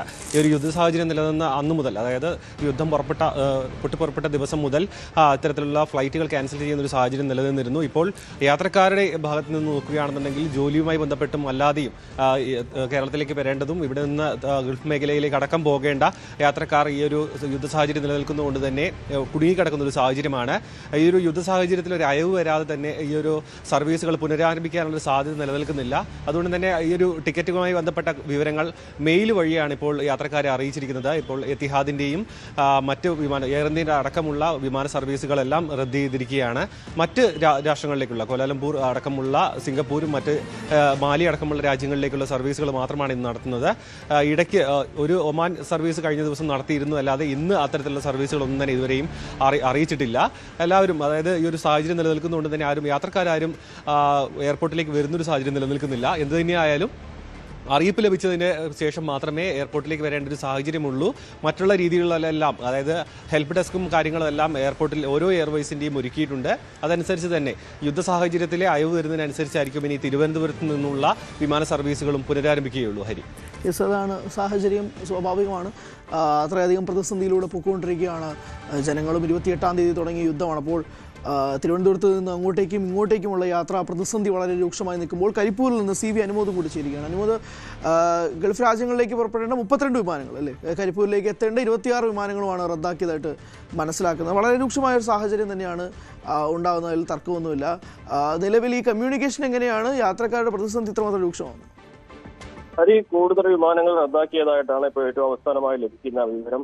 ഇവിടേക്ക് എത്തേണ്ട 36 അതുപോലെ തന്നെ ഇവിടുന്ന് പുറപ്പെടേണ്ട 29 വിമാനങ്ങൾ ഇതിനോടകം റദ്ദാക്കിയതായിട്ടാണ് വിവരം. 65 സർവീസുകളാകെ കരിപ്പൂരിൽ നിന്നും ഇന്ന് റദ്ദാക്കിയിട്ടുണ്ട്. ഇന്ന് 2 സർവീസുകൾ മാത്രമാണ് ഉണ്ടായിരിക്കുന്നത്. അത് രാവിലെ ഫ്ലൈനാസിന്റെയും സലാം എയറിന്റെയും, ഫ്ലൈനാസിന്റെ റിയാദിലേക്കും സലാം എയറിന്റെ മസ്കറ്റിലേക്കുമാണ് പുറപ്പെട്ടിരിക്കുന്നത്. മറ്റെല്ലാ വിമാനങ്ങളും അവരുടെ സർവീസ് പൂർണ്ണമായും റദ്ദാക്കിയിട്ടുണ്ട്. ഇനി എന്ന് മുതൽ സർവീസ് നടത്തുന്നതിനെ കുറിച്ചും അനിശ്ചിതത്വം തുടരുകയാണ്. ഇതിൽ തന്നെ ചില വിമാനങ്ങളൊക്കെ ഈ മാസം 9-ാം തീയതി വരെ ഉണ്ടാകില്ല എന്ന് നേരത്തെ തന്നെ അറിയിച്ചിട്ടുണ്ട്. അതുപോലെ തന്നെ യാത്രക്കാർ വിമാന കമ്പനികളുമായി ആശയവിനിമയം നടത്തിയ ശേഷം മാത്രമേ എയർപോർട്ടിലേക്ക് വരേണ്ടതുള്ളൂ എന്ന അറിയിപ്പാണ് വിമാനത്താവള അധികൃതർ നൽകിയിട്ടുള്ളത്. ചുരുക്കത്തിൽ മലബാറിൽ നിന്നും ഗൾഫ് രാജ്യങ്ങളിലേക്കും അതുപോലെ മറ്റു രാജ്യങ്ങളിലേക്കുമുള്ള യാത്രാ സംവിധാനങ്ങൾ പൂർണ്ണമായും റദ്ദാക്കപ്പെട്ട ഒരു സാഹചര്യമാണ് നിലവിലുള്ളത്. അനുമോദാണ് വിശദാംശങ്ങൾ നൽകി. 65ഓളം വിമാന സർവീസുകളാണ് കരിപ്പൂരിൽ നിന്നും റദ്ദാക്കപ്പെട്ടതാണ് മനസ്സിലാവുന്നത്. യാത്രക്കാരും എയർലൈനും തമ്മിലുള്ള ഇമെയിൽ കമ്മ്യൂണിക്കേഷൻ അതുവഴിയാണ് നടക്കുന്നത്. ചില വിമാനങ്ങൾ ഏകദേശം 9-ാം തീയതി വരെ ഇല്ല എന്നുള്ളത് അറിയിച്ചിരുന്നതായും പറയുന്നു. വളരെ രൂക്ഷമായ സാഹചര്യം തന്നെയാണ്. വല്ലാത്ത പ്രതിസന്ധിയിലാണ് യാത്രക്കാരും നിൽക്കുന്നതെന്ന് മനസ്സിലാവുന്നു. എന്ന് മുതൽ ഇനി ഈ സർവീസുകൾ പുനരാരംഭിക്കുമെന്നതിനെ സംബന്ധിച്ചും വ്യക്തമായ ഒരു ധാരണയും കിട്ടുന്നില്ല. ആജ്ഞ രവീന്ദ്രൻ, CV അനുമോദ്, സാരംഗ് സുധാകരൻ എന്നിവരാണ് വിശദാംശങ്ങൾ നൽകിയത്. നമ്മൾ തിരിച്ച് അജയിലേക്ക് പോവുകയാണ്. അജയ്, ഇത് വല്ലാത്ത രൂക്ഷമായ സാഹചര്യം തന്നെയാണ്. ഇപ്പോൾ യാത്രക്കാർക്ക് സംബന്ധിച്ച് മാത്രമല്ല, ഈ 5-ാം ദിവസത്തിലേക്ക് കടക്കുമ്പോൾ തന്നെ ഇറാൻ വളരെ ശക്തമായിട്ട് നിൽക്കുന്നു. ഇപ്പോൾ നമ്മൾ ഇസ്രായേലും അമേരിക്കയുടെയും കാര്യം പറയുമ്പോൾ പോലും യുദ്ധം തുടങ്ങിയത് ഞങ്ങളല്ല, അവരാണ് തുടങ്ങിയത്, ശക്തമായ പ്രത്യാക്രമണം ഞങ്ങളുടെ ഭാഗത്തു നിന്നും ഉണ്ടാകും, അവർ എന്തായാലും അവരുടെ ഭാഗത്തു നിന്നും, ഇറാൻ്റെ ഭാഗത്തു നിന്നും അവർ നിലപാട് വ്യക്തമാക്കും, അല്ലെങ്കിൽ ഇറാന് കീഴടങ്ങുമെന്ന് അമേരിക്കയും പ്രസ്താവന ഇറക്കുന്നുണ്ട്. ഇന്ന് പ്രത്യേകിച്ച് ഇപ്പോൾ ലെബനനിൽ ശക്തമായ ആക്രമണം നടക്കുന്നുണ്ട് ഇസ്രായേൽ ഭാഗത്ത്. നമുക്ക് ഇങ്ങനെ വളരെ ശക്തമായ ആക്രമണങ്ങൾ അങ്ങോട്ടും ഇങ്ങോട്ടും ഒക്കെ നടക്കുന്നൊരു സാഹചര്യം ഉണ്ടെങ്കിൽ പോലും ഇത് സാധാരണ സിവിലിയൻസിനെ ആക്രമിക്കുന്നു. അതാണല്ലോ നമ്മൾ ഏറ്റവും പ്രധാനപ്പെട്ട കാര്യമായിട്ടും സൂചിപ്പിക്കുന്നത്. ഇപ്പോൾ കുവൈത്തിലൊരു പെൺകുട്ടി മരണപ്പെട്ടതായിട്ടും ഒരു വാർത്ത റിപ്പോർട്ട് ചെയ്യപ്പെടുമ്പോൾ ഈ സിവിലിയൻസിനെ ആക്രമിക്കപ്പെടുന്ന ഇപ്പോൾ കഴിഞ്ഞ ദിവസം തന്നെ നമ്മൾ കണ്ടതാണ്. പെൺകുട്ടികളെ ഒരുമിച്ച് കുഴിച്ചു മൂടുന്നൊരു സാഹചര്യം കൂടി ഉണ്ടാകുന്നു, മണ്ണെടുക്കുന്നൊരു സാഹചര്യമൊക്കെ നമുക്ക് ദയനീയമായ കാഴ്ചകളാണ്. ഇത് സ്വാഭാവികമായിട്ടും ഉണ്ടാകാൻ പോകുന്ന ചോദ്യങ്ങൾ, പ്രതിസന്ധികൾ, അതെന്ന് മാത്രമേ. തീർച്ചയായിട്ടും അത് വല്ലാത്തൊരു സാഹചര്യം തന്നെയാണ്. ഇപ്പോൾ ഇന്നും ആക്രമണ മേഖലയിൽ വളരെ ശക്തമായി തന്നെ തുടരുകയാണ്. ഇപ്പോൾ സൗദി അറേബ്യ 2 ക്രൂയിസ് മിസൈലുകളാണ് ഇൻ്റർസെപ്റ്റ് ചെയ്ത് നശിപ്പിച്ചതായിട്ട് ഇപ്പോൾ പുതുതായിട്ട് വിവരം വന്നിട്ടുള്ളത്. മേഖലയിൽ ഇപ്പോൾ രൂക്ഷമായിട്ട് തന്നെ സാഹചര്യം തുടരുകയാണ്. അതിനിടെ ഇസ്രായേലിൻ്റെ ഭാഗത്ത് നിന്ന് വന്നിട്ടുള്ള ഒരു പ്രസ്താവന എന്ന് പറയുന്നത്, ഇസ്രായേൽ ലക്ഷ്യമാക്കി ഹെസ്ബുള്ളയുടെ ഭാഗത്ത് നിന്ന് വന്നിട്ടുള്ള മിസൈലുകൾ ഇസ്രായേൽ അത് നിലം പതിക്കുന്നതിന് മുൻപ് തന്നെ നശിപ്പിച്ചു എന്ന് ഇസ്രായേൽ നിലവിൽ വാർത്താക്കുറിപ്പ് പുറത്തിറക്കിയിട്ടുണ്ട്. അപ്പോൾ ഇത്തരത്തിൽ ഒരു മേഖലയിലുള്ള ഒരു സംഘർഷത്തിൽ യാതൊരു അയവുമില്ലെന്ന് തന്നെ നമുക്ക് കാണാൻ സാധിക്കും. ഇപ്പോൾ നമുക്ക് തന്നെ കാണാം, ഇപ്പോൾ US കോൺസുലേറ്റിൽ നടന്നിട്ടുള്ള ആക്രമണത്തിൽ അത് നിരവധി പേർ മരിച്ചിട്ടുണ്ട്. അതുപോലെ തന്നെ മറ്റ് കേന്ദ്രങ്ങളിൽ നടന്നിട്ടുള്ള പ്രധാനമായിട്ടും ഈ ക്രൂഡ് ഓയിൽ കേന്ദ്രങ്ങൾ, അതുപോലെ തന്നെ ഈ എണ്ണ റിഫൈനറികൾ, അതുപോലെ ഈ US കോൺസുലേറ്റ് പോലെയുള്ള സ്ഥലങ്ങൾ ഇതുവഴി ഇങ്ങോട്ടൊക്കെ ആക്രമണം നടത്തുമ്പോൾ പ്രധാനമായിട്ടും ഈ സിവിലിയൻസ് കൊല്ലപ്പെടാനുള്ള സാധ്യതകൾ അത് വളരെ കൂടുതലാണ്. ഇതുവരെ തന്നെ പല വർക്കേഴ്സും ഈ ആക്രമണങ്ങളിൽ മരിച്ചതായിട്ട് വിവരമുണ്ട്. ഇന്ത്യക്കാരും ഈ തൊഴിലാളികളുടെ കൂട്ടത്തിൽ ഇപ്പോൾ നിലവിൽ മരണപ്പെട്ടവരുടെ കൂട്ടത്തിൽ ഉൾപ്പെടുന്നില്ലെങ്കിലും മറ്റ് രാജ്യങ്ങളിലുള്ള തൊഴിലാളികൾ ഉൾപ്പെടെ ഈ മരിച്ചവരുടെ കൂട്ടത്തിൽ ഉണ്ട് എന്നുള്ളത് അത് ദയനീയമായിട്ടുള്ള സംഭവമാണ്. പക്ഷേ മലയാളികൾക്കൊന്നും ഇതുവരെ അങ്ങനെ വലിയ തരത്തിൽ ആശങ്കപ്പെടേണ്ട സാഹചര്യം നിലവിലില്ല. പലരും ആകാശത്ത് ഡ്രോണുകൾ അതുപോലെ തന്നെ മിസൈലുകളുടെ ഇതൊക്കെ കാണാറുണ്ട്. അതുപോലെ തന്നെ രാത്രികാലങ്ങളിൽ ഇതിൻ്റെ ശബ്ദങ്ങൾ പലതും കേൾക്കാറുണ്ട്. പക്ഷേ അവർ താമസിക്കുന്ന മേഖലകളിൽ ഇതുവരെ മിസൈൽ പതിച്ചതായിട്ടോ ആർക്കെങ്കിലും പരിക്കേറ്റതായിട്ടോ അത്തരം വിവരങ്ങളൊന്നും നിലവിൽ ലഭ്യമല്ല. പലരുടെയും ഒരു ഗതാഗത സംവിധാനം ഇതെല്ലാം മുടങ്ങിയിട്ടുണ്ട്. അതുപോലെ തന്നെ അവിടെ CBSE പരീക്ഷകൾ, SSLC പരീക്ഷകളെല്ലാം ഗൾഫ് രാജ്യങ്ങളിലുള്ളത് റദ്ദാക്കുന്ന ഒരു സാഹചര്യമുണ്ട്. വിദ്യാർത്ഥികളോടെല്ലാം ഓൺലൈൻ ക്ലാസ്സുകളിൽ തുടരാനാണ് പറയുന്നത്. സ്കൂളുകളൊന്നും പ്രവർത്തിക്കുന്നില്ല. മറ്റു വിദ്യാർത്ഥികൾക്കും നിലവിൽ ഇത്തരം ഒരു ക്ലാസ്സുകൾ മുടങ്ങുന്ന ഒരു പ്രശ്നമുണ്ട്. അതുപോലെ പല IT മേഖലകളിൽ വർക്ക് ചെയ്യുന്ന പലരോടും ഓൺലൈൻ വഴി വർക്ക് ചെയ്യാനാണ് പല കമ്പനികളും ആവശ്യപ്പെട്ടിട്ടുള്ളത്. എന്നാലും അവർക്ക് അവരുടെ താമസ സ്ഥലങ്ങളിൽ നിലവിൽ മറ്റ് പ്രശ്നങ്ങളൊന്നും ഇല്ല എന്നുള്ളതാണ് അറിയാൻ സാധിക്കുന്നത്. എന്തായാലും പശ്ചിമേഷ്യയിൽ സംഘർഷം രൂക്ഷമായി തുടരുന്നത് അത് നാട്ടിലുള്ള ബന്ധുക്കൾക്കും അതുപോലെ തന്നെ മറ്റ് അവരുടെ സുഹൃത്തുക്കൾക്കും എല്ലാം വലിയ തരത്തിലുള്ള ആശങ്കകൾ ഉണ്ടാക്കുന്നുണ്ട്. ഇത് ഈ വ്യോമഗതാഗതം അത് സുഗമമായാൽ മാത്രമേ ഇത്തരം ആശങ്കകൾ അത് ഏറെക്കുറെ പരിഹരിക്കപ്പെടുകയുള്ളൂ. മാത്രമല്ല ഇറാൻ്റെ ഭാഗത്ത് നിന്ന് ഇത്തരത്തിൽ ഈ ഗൾഫ് രാജ്യങ്ങളെല്ലാം സംയുക്തമായിട്ട് ഇറാനെ തള്ളിക്കൊണ്ട് നിലപാട് വ്യക്തമാക്കി കഴിഞ്ഞു. പക്ഷേ ഈ ഇറാൻ്റെ ഭാഗത്ത് നിന്ന് ഇത്തരത്തിലൊരു ഈ ആക്രമണം അതിൻ്റെ കാര്യത്തിലൊരു നിലപാട് വന്നിട്ടില്ല. അതായത് ഈ ഗൾഫ് രാജ്യങ്ങളിലേക്കുള്ള ആക്രമണം അവസാനിപ്പിക്കുമെന്നോ അത്തരം കാര്യങ്ങളൊന്നും വ്യക്തമാക്കിയിട്ടില്ല. അതിൻ്റെ പ്രധാന കാരണമെന്ന് പറയുന്നത് ഇസ്രായേലിലേക്ക് ഇറാന് നേരിട്ട് ആക്രമണം നടത്താൻ സാധിക്കും. എന്നാൽ ഇറാനിൽ നിന്ന് കിലോമീറ്ററുകൾ അകലെയാണ് US. പക്ഷേ അതുകൊണ്ട് തന്നെ US-ലേക്ക് അവർക്ക് നേരിട്ടൊരു ആക്രമണം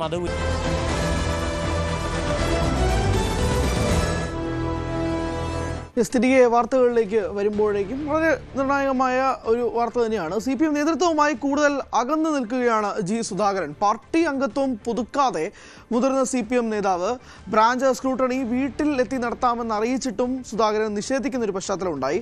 5.5 പതിറ്റാണ്ടിലേറെ കാലമായി പാർട്ടി അംഗമാണ് ജി സുധാകരൻ. CPM സംസ്ഥാന സെക്രട്ടറി MV ഗോവിന്ദന്റെ പരാമർശമാണ് ജി സുധാകരനെ പ്രകോപിപ്പിച്ചത് എന്നാണ് മനസ്സിലാക്കുന്നത്. സുധാകരനെ പരിഗണിക്കുമോ എന്ന ചോദ്യത്തിന് അടഞ്ഞ അധ്യായം എന്നായിരുന്നു MV ഗോവിന്ദന്റെ മറുപടി. സംസ്ഥാന സെക്രട്ടറിയുടെ വാക്കുകൾ ആക്ഷേപിക്കുന്നതിന് തുല്യമെന്നാണ് സുധാകരന്റെ പ്രതികരണം. 5.5 പതിറ്റാണ്ട് നീണ്ടു നിൽക്കുന്ന പ്രവർത്തനമാണ് ജി സുധാകരൻ്റെ. അപ്പോൾ ഈ ഒരു നിലപാട് സ്വാഭാവികമായിട്ടും ഒരു ക്ഷീണം പാർട്ടിക്ക് ഉണ്ടാകുമോ? ജി സുധാകരൻ്റെ ഈ ഒരു നിലപാട് അതെന്താണ് ഉന്നം വെക്കുന്നതെന്നൊരു പ്രധാനപ്പെട്ട ചോദ്യം കൂടിയുണ്ട്. അപ്പോൾ എന്തായാലും ഇതിൻ്റെ ഒരു പ്രധാനപ്പെട്ട തുടക്കം എന്ന് പറയുന്നത് MV ഗോവിന്ദനെ ആലപ്പുഴ ജില്ലാ സെക്രട്ടേറിയറ്റിൽ വെച്ചിട്ട് ഒരു യോഗത്തിൽ ചേർന്നു. ആ സമയത്ത് ഉണ്ടായ ഒരു ചോദ്യമാണ്. ആ ചോദ്യത്തിൽ MV ഗോവിന്ദൻ്റെ മറുപടി സ്ഥാനാർത്ഥി നിർണയത്തിന് മാനദണ്ഡങ്ങളുണ്ടെന്നും അതുപ്രകാരം മാറ്റി നിർത്തിയവരെ പറ്റി ചർച്ച ചെയ്യേണ്ടെന്നുമായിരുന്നു MV ഗോവിന്ദൻ്റെ മറുപടി. ഇതാണോ ജി സുധാകരനെ പ്രകോപിപ്പിച്ചത് എന്നൊരു ചോദ്യം കൂടിയുണ്ട്. ശരണ്യ സ്നേഹൻ വിശദാംശങ്ങളുമായി ചേരും. ശരണ്യ, ഇതാണോ കാരണം?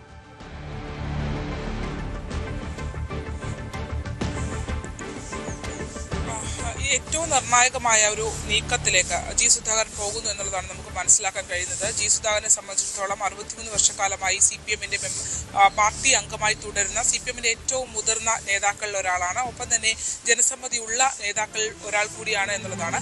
ഈ കഴിഞ്ഞ ദിവസങ്ങളിൽ ഉണ്ടായ ചില സംഭവവികാസങ്ങൾ അത് ജി സുധാകരൻ തെരഞ്ഞെടുപ്പിൽ മത്സരിക്കാൻ 2 ടേം വ്യവസ്ഥയിൽ മാറ്റി നിർത്തപ്പെട്ട ഒരാളായിരുന്നു. തോമസ് ഐസക് ഉൾപ്പെടെയുള്ള പ്രമുഖ നേതാക്കന്മാർ മാറ്റി നിർത്തിയപ്പോൾ ആ ഘട്ടത്തിൽ മാറ്റി നിർത്തപ്പെട്ട ഒരാളാണ് ജി സുധാകരൻ.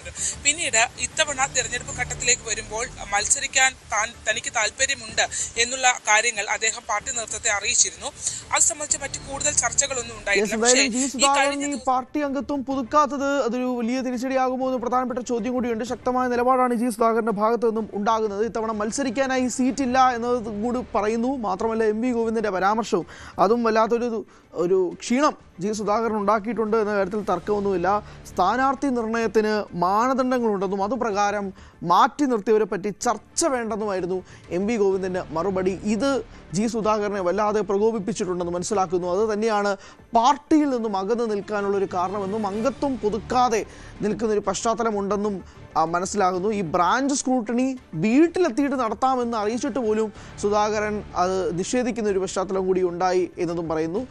ഒരുപക്ഷെ ഏറ്റവും പ്രധാനപ്പെട്ട ഒരു മുതിർന്ന അംഗവും കൂടിയാണ് സുധാകരൻ. എന്തായാലും ശരണ്യ തുടരാം.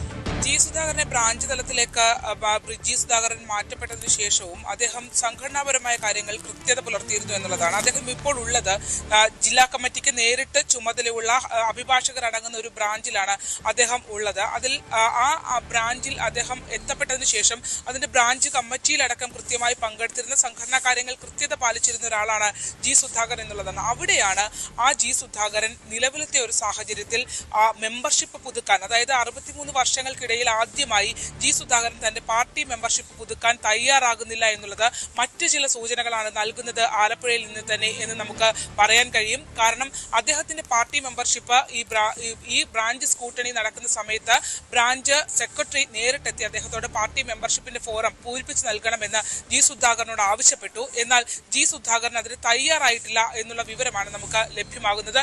താൻ ഇപ്പോൾ പുതുക്കുന്നില്ല എന്നുള്ള മറുപടിയാണ് ജി സുധാകരൻ നൽകിയിട്ടുള്ളത്. അത്തരം ഒരു മറുപടിയിലേക്ക് ജി സുധാകരൻ മാറിയിട്ടുണ്ടെങ്കിൽ അതിന് പിന്നിൽ ചില നിർണായക നീക്കങ്ങൾ ഉണ്ട് എന്നുള്ള സൂചനകൾ കൂടി നമുക്ക് ലഭ്യമാകുന്നു. അതായത് നിലവിൽ ഈ അംഗത്വം, പാർട്ടി അംഗത്വം, അതായത് ജി സുധാകരനെ സംബന്ധിച്ചിടത്തോളം 63 വർഷക്കാലമായുള്ള പാർട്ടി അംഗത്വമാണ്. ആ പാർട്ടി അംഗത്വത്തിൽ നിന്ന് CPM-ലെ ഏറ്റവും മുതിർന്ന നേതാവായ ജി സുധാകരൻ അതിനകത്ത് പ്രാഥമികമായി ചെയ്യേണ്ട പാർട്ടി അംഗത്വത്തിനുള്ള മെമ്പർഷിപ്പ് ഫോം പൂരിപ്പിക്കാൻ തയ്യാറാവാതെ അത് മാറ്റിവെച്ചു എന്നുള്ളത് നൽകുന്ന സൂചനകൾ പലതാണ് എന്ന് തന്നെ നമുക്ക് പറയേണ്ടിയിരിക്കുന്നു.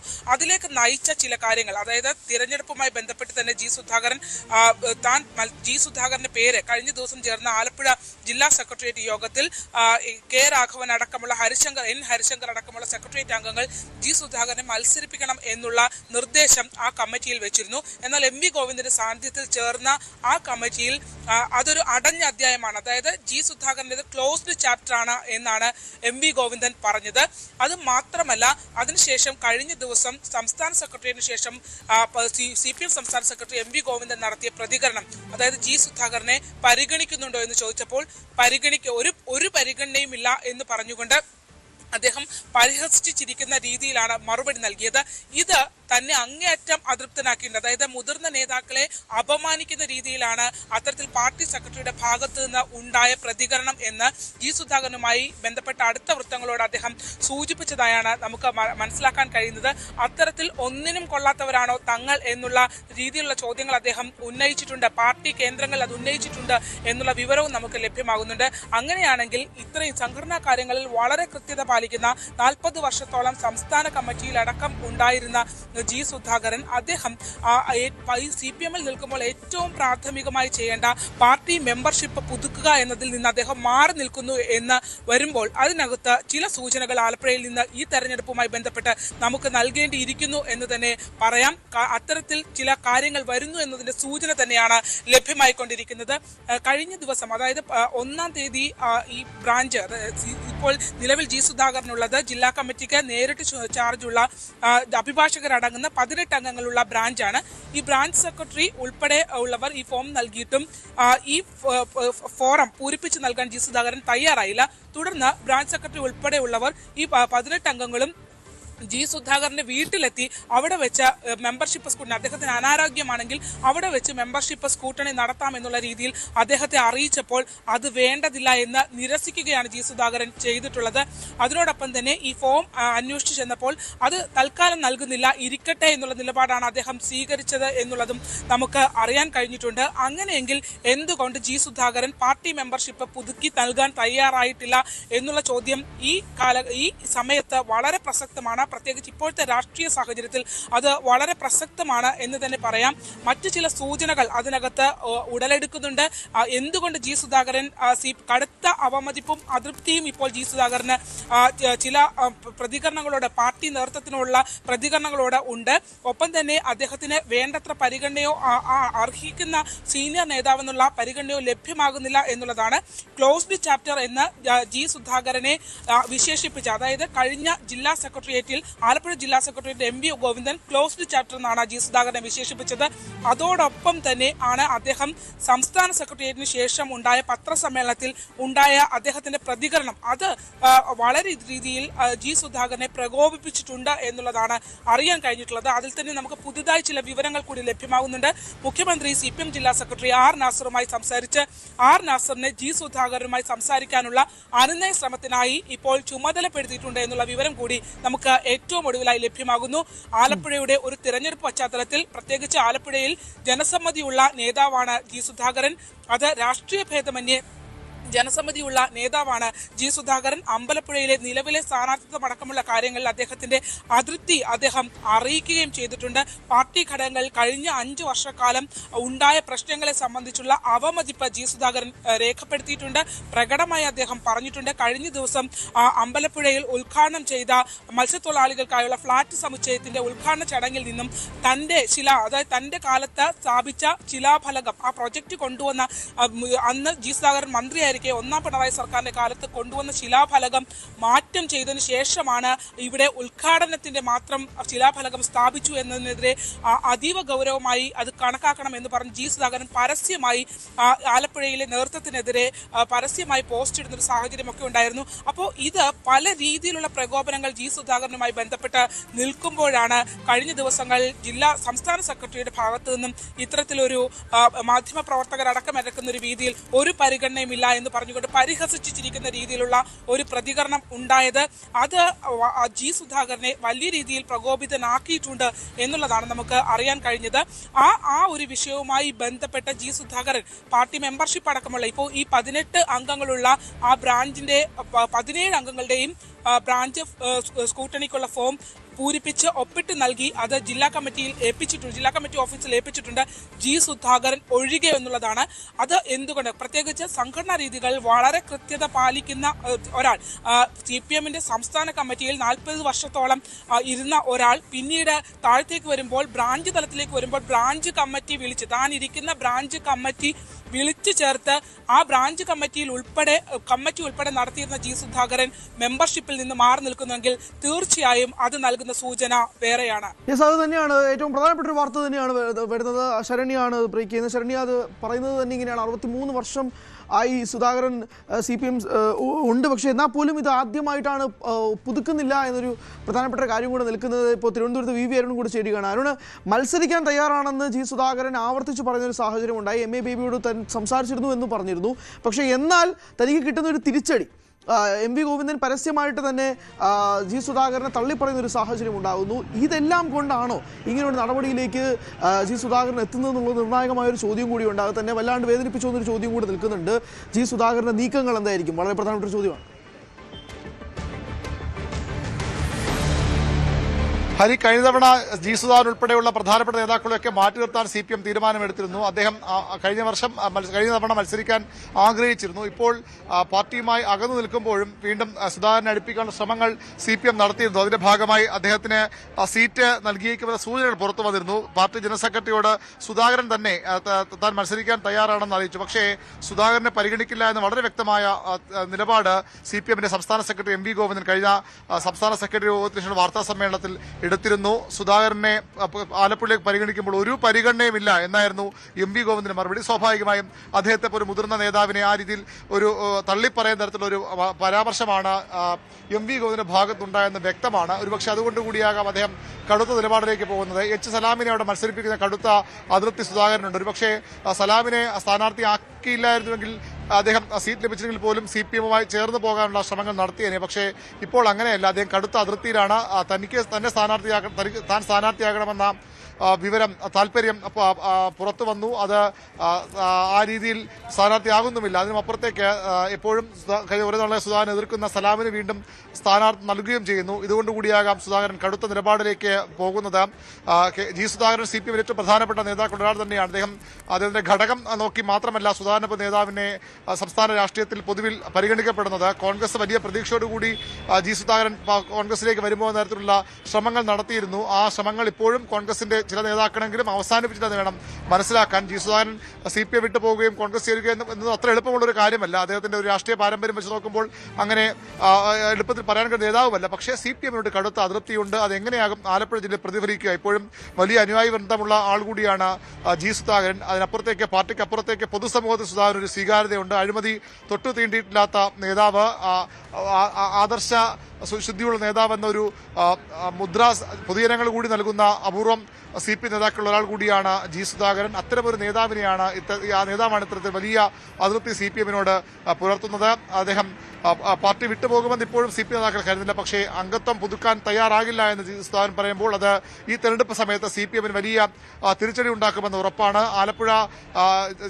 ആലപ്പുഴയിലെ തെരഞ്ഞെടുപ്പുമായി ബന്ധപ്പെട്ട് മറ്റു ചില പ്രശ്നങ്ങൾ കൂടി ഇന്ന് സംസ്ഥാന സെക്രട്ടറി അല്പസമയത്തകം ചേരും. നേതാക്കളൊക്കെ ഇവിടെ വന്ന് തുടങ്ങിയിട്ടുണ്ട്. മന്ത്രി സജി ചെറിയാന്റെ വാർത്താ സമ്മേളനം ഇപ്പോൾ തിരുവനന്തപുരത്ത് പുരോഗമിക്കുകയാണ്. ഇതിന്റെ പ്രതികരണം സ്വാഭാവികമായി ഉണ്ടാകുമെന്ന് പ്രതീക്ഷിക്കാം. G സുധാകരൻ ചെറിയൊരു പേരല്ല. സംസ്ഥാന രാഷ്ട്രീയത്തിൽ, CPM രാഷ്ട്രീയത്തിൽ, പ്രത്യേകിച്ചും ആലപ്പുഴയിൽ അത്തരമൊരു നേതാവാണ് തെരഞ്ഞെടുപ്പിന്റെ പടിവാതിൽക്കൽ പാർട്ടി അംഗത്വം പുതുക്കില്ല നിലപാട് സ്വീകരിക്കുന്നത്. CPM-ന് വലിയ തലവേദനയായി മാറുമെന്ന് ഉറപ്പാണ്. എങ്ങനെയാണ് ശരൺ റിപ്പോർട്ട് ചെയ്യുന്ന പോലെ മുഖ്യമന്ത്രി R നാസറിനെ കൊണ്ട് അനുനയിപ്പിക്കാൻ ശ്രമിക്കും. പക്ഷേ R നാസറിനെ പോലെ നേതാക്കളൊക്കെ പോയാൽ ഒരുപക്ഷെ എന്താകും സുധാകരൻ പ്രതികരണം എന്നതുകൂടി വളരെ ആകാംക്ഷ ഉണ്ടാക്കുന്നതാണ്.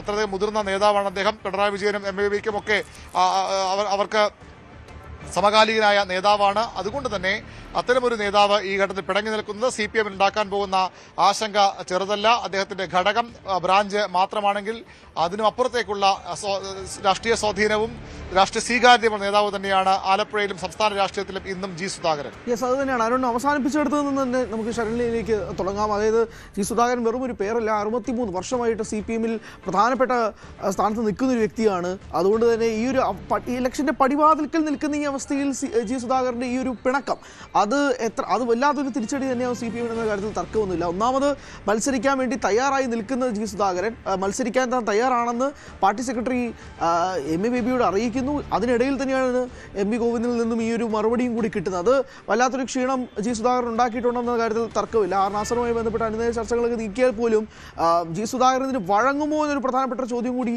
നിൽക്കുന്നുണ്ട്. ശരണി,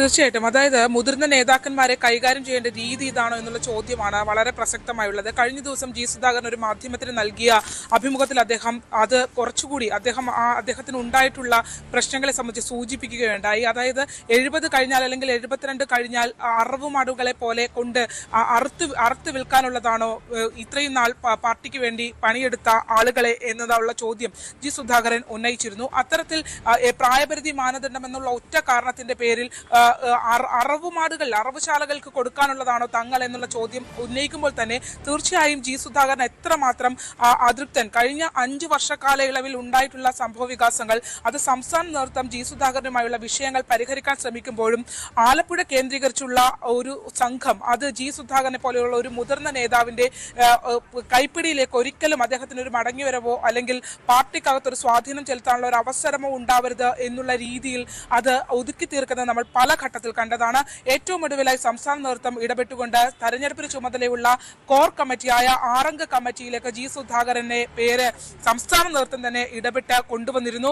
പക്ഷേ ആ കമ്മിറ്റികളിലേക്കൊന്നും തന്നെ ജി സുധാകരനെ സജീവമായി അദ്ദേഹത്തിനെ ഒരു മുതിർന്ന നേതാവ് എന്നുള്ള പരിഗണനയോടുകൂടി സമീപിച്ച് എത്തണമെന്ന് പാർട്ടി സർക്കുലറോ മറ്റു കാര്യങ്ങളോ ജി സുധാകരന്റെ കയ്യിലേക്ക് ഔദ്യോഗികമായി, കാരണം ജി സുധാകരനെ സംബന്ധിച്ച് സുധാകരൻ ഇത്തരം കാര്യങ്ങളൊക്കെ വളരെ കർക്കശമായി അത്തരം കാര്യങ്ങൾ ഇപ്പോൾ പാർട്ടി ഒരു അറിയിപ്പുണ്ടെങ്കിൽ അത് സർക്കുലർ നൽകി തന്നെ അറിയിക്കണം എന്നൊക്കെ തന്നെ വാശി പിടിക്കുന്ന ഒരാളാണ്. സംഘടനാ രീതിയിൽ നിന്ന് വ്യതിചലിക്കാൻ ജി സുധാകരൻ തയ്യാറാവില്ല. കാരണം ഒരുപക്ഷെ അരുൺ നേരത്തെ സൂചിപ്പിച്ചതുപോലെ തന്നെ CPM-നെ സംബന്ധിച്ച് ഏറ്റവും ആഴത്തിൽ പഠിക്കുകയും ഏറ്റവും ആഴത്തിൽ സംഘടനാ കാര്യങ്ങളെക്കുറിച്ച് വിശദീകരിക്കുകയും പൊതുസമൂഹത്തിന് മുന്നിൽ വിശദീകരിക്കുകയും ചെയ്യുന്ന നേതാക്കന്മാരിൽ ഒരാളാണ് ജി സുധാകരൻ. ഒപ്പം പാർലമെന്ററി രംഗത്തേക്ക് നോക്കുകയാണെങ്കിൽ ജനങ്ങൾ അംഗീകരിക്കപ്പെട്ട ഒരു പാർലമെന്റേറിയനുമാണ്. അപ്പോൾ ആ രീതിയിൽ നിൽക്കുന്ന ഒരാള് ഇത്രയും കാലം 63 വർഷക്കാലം CPM-ന്റെ നേതൃസ്ഥാനത്ത് നിൽക്കുന്ന ഒരാള് ആ സംസ്ഥാന നേതൃത്വം ഇടപെട്ട് ഈ പ്രശ്നങ്ങൾ പരിഹരിക്കാൻ ശ്രമിക്കുമ്പോഴും ആലപ്പുഴയിലെ നേതൃത്വം അത് പരിഹരിക്കാനായി ശ്രമിക്കുന്നില്ല എന്നുള്ള കാര്യം നമുക്ക് വ്യക്തമാകുന്നുണ്ടായിരുന്നു. പ്രത്യേകിച്ച് അമ്പലപ്പുഴ കേന്ദ്രീകരിച്ച് പ്രകോപനങ്ങൾ തുടരുന്നു.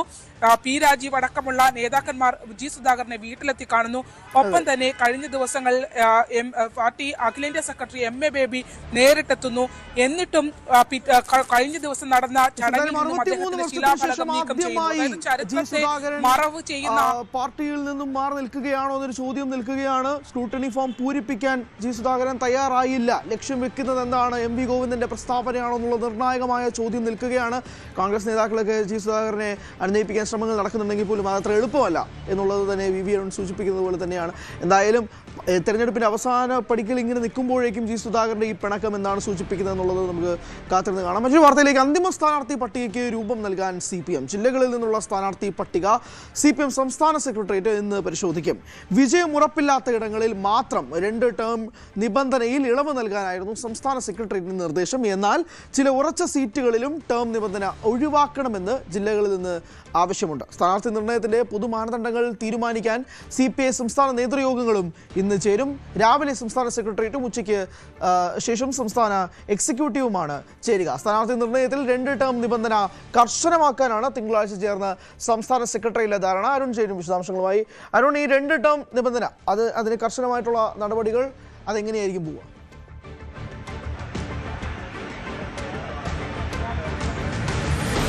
ഹരി, CPM-ന്റെ സംസ്ഥാന സെക്രട്ടേറിയറ്റ് യോഗം അല്പസമയത്തിനകം ആരംഭിക്കും. മുഖ്യമന്ത്രി പിണറായി വിജയൻ അല്പസമയത്തിനകം സെക്രട്ടേറിയറ്റ് യോഗത്തിൽ പങ്കെടുക്കാൻ എത്തും. മറ്റ് നേതാക്കളൊക്കെ എത്തി തുടങ്ങിയിട്ടുമുണ്ട്. ഏറ്റവും പ്രധാനപ്പെട്ട കാര്യം CPM-ന്റെ ജില്ലാ ഘടകങ്ങൾ ചർച്ച ചെയ്ത സ്ഥാനാർത്ഥി പട്ടിക. നേരത്തെ കഴിഞ്ഞ ആഴ്ച ചേർന്ന സംസ്ഥാന സെക്രട്ടേറിയറ്റാണ് പട്ടിക തയ്യാറാക്കിയത്.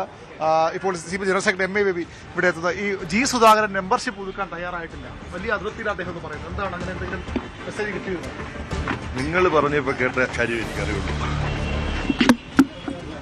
CPM ജനറൽ സെക്രട്ടറിയുടെ പ്രതികരണമാണ്. നമ്മൾ പറഞ്ഞു കേട്ട അറിവ് മാത്രമേ ഉള്ളൂ, ഇപ്പോൾ അദ്ദേഹത്തോട് ചോദ്യം വന്നപ്പോഴുള്ള അറിവ് മാത്രമേ ഉള്ളൂ എന്നാണ് MA ബേബിയുടെ പ്രതികരണം. നമുക്കറിയാം MA ബേബിയോടാണ് ജി സുധാകരൻ തനിക്ക് മത്സരിക്കാൻ താല്പര്യമുണ്ട് എന്ന് അറിയിച്ചത്. ഏതായാലും പാർട്ടി ജനറൽ സെക്രട്ടറി കൂടി പങ്കെടുക്കുന്ന ഒരു സെക്രട്ടേറിയറ്റ് യോഗമാണ് ആരംഭിക്കാൻ പോകുന്നത്. വളരെ പ്രധാനപ്പെട്ട തീരുമാനങ്ങൾ ഉണ്ടാകേണ്ട സെക്രട്ടറി. ഇപ്പോൾ TM തോമസ് ഐസക്കും ഇവിടേക്ക് വരികയാണ്. കേന്ദ്ര കമ്മിറ്റി അംഗം തോമസ് ഐസക്കും സെക്രട്ടറി യോഗത്തിൽ പങ്കെടുക്കാൻ വരികയാണ്. പ്രധാനപ്പെട്ട നേതാക്കളൊക്കെ എത്തുന്നു. CPM ഈ സ്ഥാനാർത്ഥിപ്പട്ടിക ജില്ലാ കമ്മിറ്റി സെക്രട്ടറികൾ ചർച്ച ചെയ്ത മാറ്റങ്ങൾ നിർദ്ദേശിച്ച സ്ഥാനാർത്ഥി പട്ടികയാണെന്ന് CPM-ന്റെ സംസ്ഥാന സെക്രട്ടേറിയറ്റ് ചർച്ച ചെയ്യുന്നത്. അതിൽ പ്രധാനപ്പെട്ട തീരുമാനങ്ങൾ ഉണ്ടാകും എന്നത് ഉറപ്പാണ്. ഇപ്പോൾ തോമസ് തോമസ് ഐസക് സെക്രട്ടറി യോഗത്തിൽ പങ്കെടുക്കാൻ എത്തുകയാണ്. ഐസക് സാർ, ഒരു ഒറ്റ മിനിറ്റ്. ജി സുധാകരൻ മെമ്പർഷിപ്പ് പുതുക്കുന്നില്ല എന്ന് പറയുന്നു, എന്തെങ്കിലും അറിവുണ്ടോ? അദ്ദേഹവും ഈ വിഷയത്തിൽ പ്രതികരിക്കാൻ ജി സുധാകരന്റെ വിഷയത്തിൽ പ്രതികരിക്കാൻ തോമസ് ഐസക് തയ്യാറാകുന്നില്ല. ബേബി പറയുന്നത് വാർത്തകളിൽ പറഞ്ഞുള്ള അറിവ് മാത്രമേ തനിക്ക് ഉള്ളൂ എന്നുള്ളതാണ്. അപ്പോൾ പ്രധാനപ്പെട്ട നേതാക്കൾ ആരും തന്നെ ജി സുധാകരന്റെ ഈ ഒരു പിണക്കത്തെക്കുറിച്ച് സംസാരിക്കുന്നില്ല എന്നുള്ളത് വളരെ ശ്രദ്ധേയമായ ഒരു കാര്യം കൂടിയാണ്. മന്ത്രി മുഹമ്മദ് റിയാസും കൂടിയാണ്. തീർച്ചയായിട്ടും അത് തന്നെയാണ്, അത്ര നിസ്സാര വിഷയമായി CPM-നെ കാണാൻ.